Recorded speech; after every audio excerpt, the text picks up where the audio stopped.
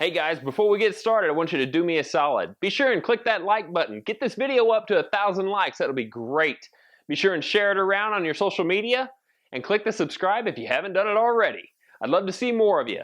Don't forget, follow me on Instagram as well. I'm pretty active there. If you want to see more behind the scenes of Rockin' H Woodshop, that's where to go look. So let's get started. Hey guys, been thinking about installing laminate flooring in your home? Stay with me, I'll show you how I did mine. Boom!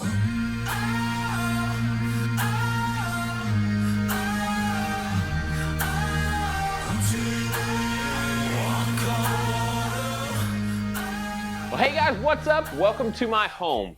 My wife and I wanted to give you a little insight as to what I've been doing for the past 6 months. Now granted, installing this floor did not take me that long. However, it was a really coordinated effort between my brother, his wife, my brother's son, and my daughter.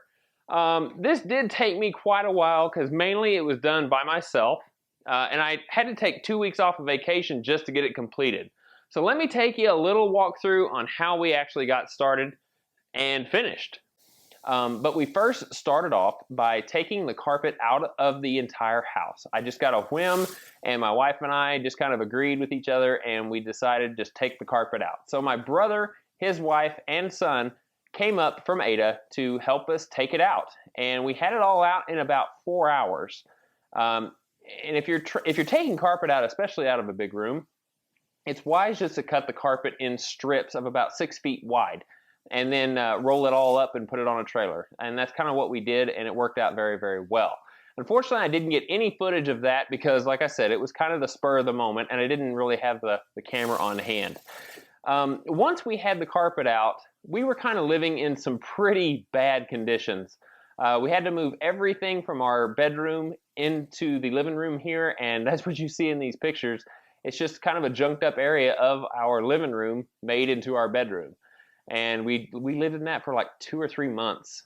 And once my 2-week vacation rolled around is when everything started to really pick up. But until then, we were working on the weekends. And then after we got the carpet out, we went over there into the entry hall and the kitchen and got up all of the tile using a Makita demolition hammer chisel setup that I rented from Home Depot. I actually had to rent this about twice as long as what I anticipated because the tile that was in the entry hall did not want to come up. It was like glued down with cement. So once I got all the mess cleaned up, I had to take a rigid diamond etch grinding wheel and prep the concrete for added concrete that I was going to have to put in to level out some settling issues that I had. And man, was that dusty. Once all that was done, it was time to get started on doing all the prep work in the rooms. Now to go the extra mile, all we did with the outside walls is put in some expanded foam that just came in the black can. It's mainly used for outdoor use. So all the outside walls that I know face the outdoors just have a bit of foam all around the base of the entire house structure. I didn't do the interior walls because there's just no need for it. So once that foam cures, we just take an oscillating tool like this multi-tool from Porter Cable, and then we go down and then across and cut it off flush with the wall. That way the base trim has nothing to sit against, and our flooring will go right up next to it. Now another thing I had to do, there was a crack that ran all the way from this corner of the wall all the way over to that wall, and it made a slight sink in the foundation. So I had to feather this out so it wasn't such a drastic drop off. You can't make this stuff level unless you pretty much use self-leveling compound and went as far as it would go. So I just took some Portland cement, mixed a little sand in it, wet the concrete down after a little bit of grinding, and then feathered it out about 1 foot to 16 inches out from the crack. So that way the transition is a lot smoother. Now after a minor sweep of the concrete, we've laid down the blue moisture barrier or vapor barrier, and on top of that is the underlayment or the padding. Now this is about a medium grade padding, and this underlayment or the vapor barrier was just standard. Now if you buy hardwood or laminate that has the vapor barrier and padding on the bottom of it, I'm here to tell you that that is just a minimum regulation, so it'll pass warranty. It's not a very thick pad, so I would invest in something a little bit thicker. It'll make the hollow sound of the floor go away. We upgraded our padding to like a medium grade, so it's a little thicker. So the sound as you're walking on it is just deadened. So give those some things for food for thought whenever you go to buy that stuff.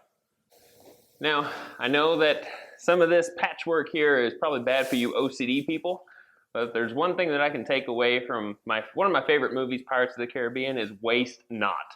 So all of these pieces that I've cut off of this padding can be used for patchwork like this if you find yourself in a spot where you didn't quite get coverage. So don't throw any cutoffs away. Even the smallest one can come in handy. Now we're going to start laying the flooring. Now when it comes to the door jambs, the easiest way to get about knowing where to make your cuts is to take the piece that you're going to use after you've worked your way up the hallway, put it up inside just like you would if you were going to attach it permanent, and then scribe 2 marks where you need to cut. Then take your tape measure and measure how deep on the plank that you need to cut out, and then make your lines and it'll slide right in without a problem. Now in order to get my piece of flooring to go up underneath the base trim right here for the door, I'm going to have to cut it back. Now that's where this oscillating tool comes in quite handy. You're going to use this thing a lot if you install flooring. So you want to take a piece of scrap that you're not going to use for anything because it's probably going to get marred up a little bit. Put it on top of the underlayment just as if it was going to be installed.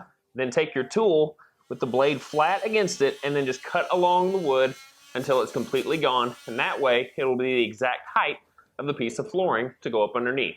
We're going to try and make this as seamless as possible. We don't want any gaps to show. Now laying flooring is very repetitive. There's not a lot of tutorial that I can give you on how to lay the floor. I can give you some tips, but that's about as far as I really need to go. Now, there are many ways to lay your floor, and a lot of people try and do it in patterns. However, when you get very specific on how the floor is laid in the room, especially with patterns, you're going to have a lot of waste. So you're going to have to buy an excess amount of floor than what your house would call for. So in order to save as much waste as possible, I lay mine in a random pattern. So when I get to the end of a row and I have to cut the piece that needs to go at the end, the remainder piece is my starter.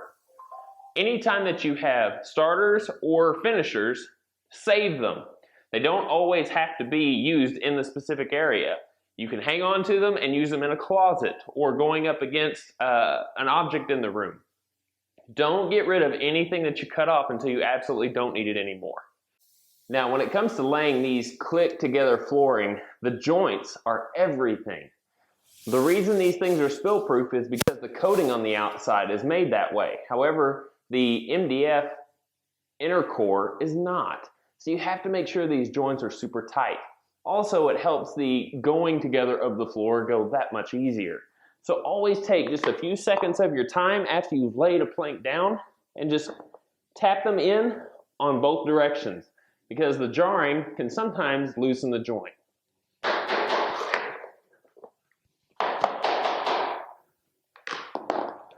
Now here is a perfect example of why you should save everything. This was a cutoff of a very thin strip that I had to use on the opposite side of the room. It just so happens that the strip that I have left to make in this room is the exact width of this cutoff. So I don't even have to cut a thing. Now ultimately, whenever you're going to install your floor, you're going to run into some bigger problems than just cutting around a door jamb to make the whole thing seamless. I myself have a stone-covered fireplace right here that have a lot of uneven surfaces. So I'm going to show you how to scribe around those to make it look really close and tight. Now, this section right here is the remainder piece that I need to install. So I'm going to take the board.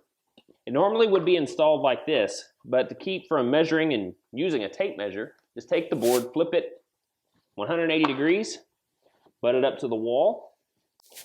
So now, in order to scribe around the rock, I'm going to use a washer. And it's a pretty thick washer, probably about maybe a ½ inch from inside to outside. And that is the amount that we need to accommodate for the scribing. So instead of making the mark right at the edge of where this really needs to be cut, we're going to place the washer with the outside edge even with the piece that's underneath, so I know where to cut. and then mark the inside edge, and that will accommodate the thickness of the washer. So let me go cut this real quick on the miter saw.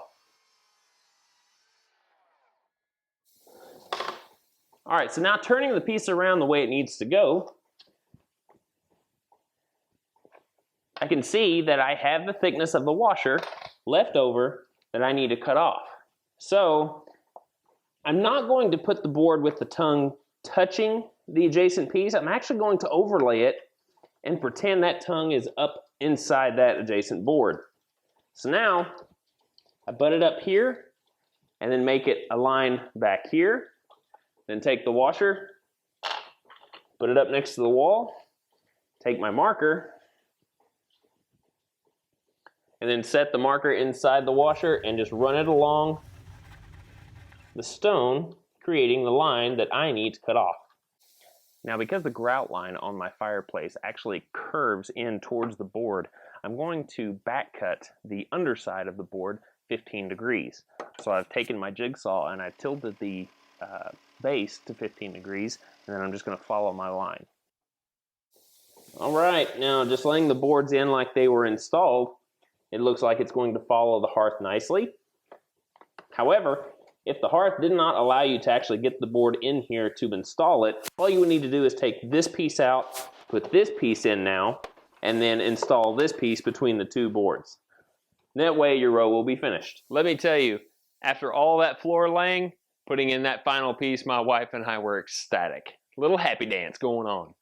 One thing that I need to do to finish this is to get some black caulking, flexible caulking, that I can use to fill in the gap.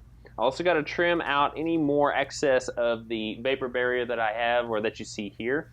But the back cutting really did help because the grout actually curved this direction towards the floor, and if I didn't back cut that, the floor wouldn't sit as close as it already does. So they're just minor things that I had to work around, but once I caulk it in, it's going to look perfect. I also had to do the same thing at the doors, as well as where the floor met the tile in the bathrooms. It's all filled in with caulk, and it looks great. I didn't want to use transition strips, and that caulk fills it in very nicely. Now, I know you guys have been watching this video through, and you've noticed that the base trim is not installed. Well, unfortunately, I can't afford it all. It's about $100 per room, and this living room is going to be a little bit more, just to do base trim and crown. Not only that, but I got to cut pieces down here at the very bottom where the two pieces of trim meet.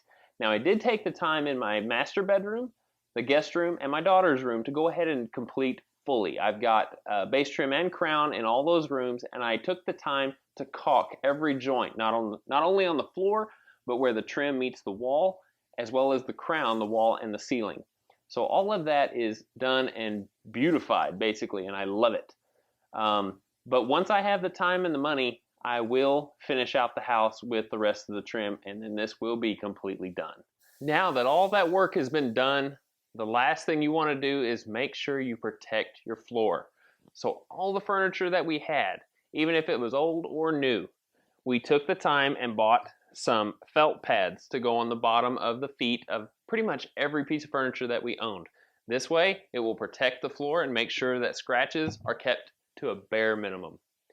So guys, that pretty much wraps it up. I hope you enjoyed this video. I know that this isn't the way that most pros may do it, but for a DIYer like me, this is the first time that I ever installed flooring, and I think I did a pretty dang good job. So I want to thank you guys for joining me on this. If you have any tips, comments, or suggestions, concerns, what have you, be sure and drop them down below, and be sure and share this video. Let's get this video up to 1,000 likes. That would be awesome. So guys, take care. I will see you on the flip side. 1, 2, 3, boom!